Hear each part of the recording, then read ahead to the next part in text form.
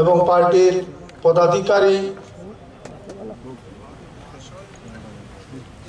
এবং উপস্থিত তিপ্রামথার ওয়ারিয়র সবাইকে আমি এই থার্ড ফাউন্ডেশন ডেতে অনেক অনেক অভিনন্দন জানাই।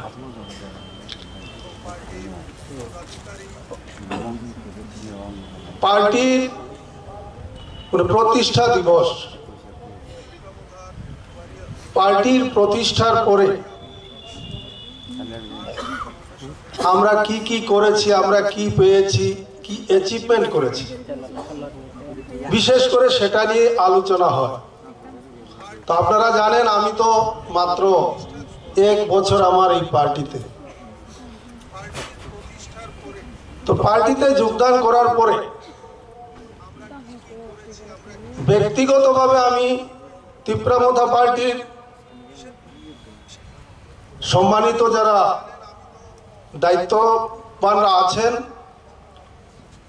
সবাইকে অনেক অনেক ধন্যবাদ জানাই যে আমাকে যেভাবে এই পার্টিতে সম্মান দেওয়া হয়েছে তার জন্য আমি আমার ব্যক্তিগত তরফ থেকে অনেক অনেক ধন্যবাদ জানাই।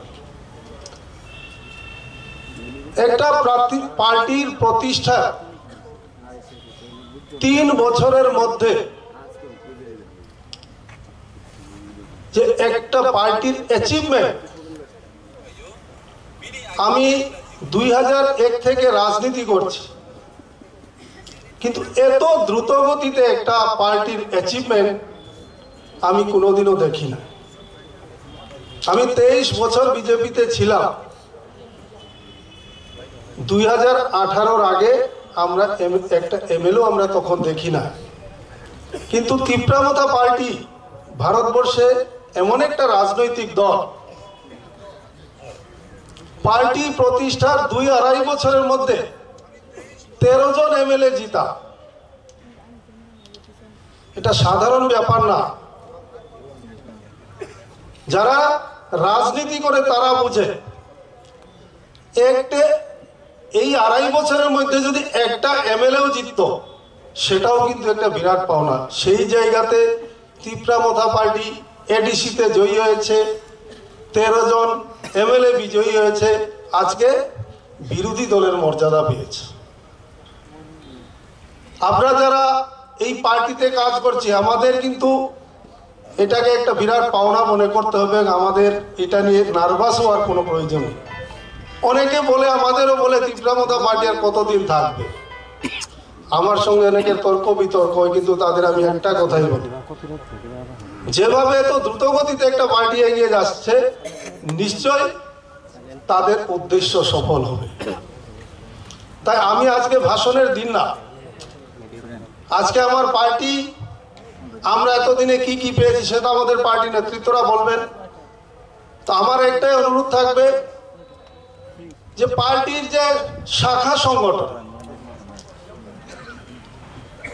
পার্টি একজন মানুষ, কিন্তু শাখা সংগঠনগুলা তার অঙ্গ প্রত্যঙ্গ। যদি শাখা সংগঠনগুলা শক্তিশালী না হয় তাহলে পার্টি কোনোদিনও শক্তিশালী হতে পারে না।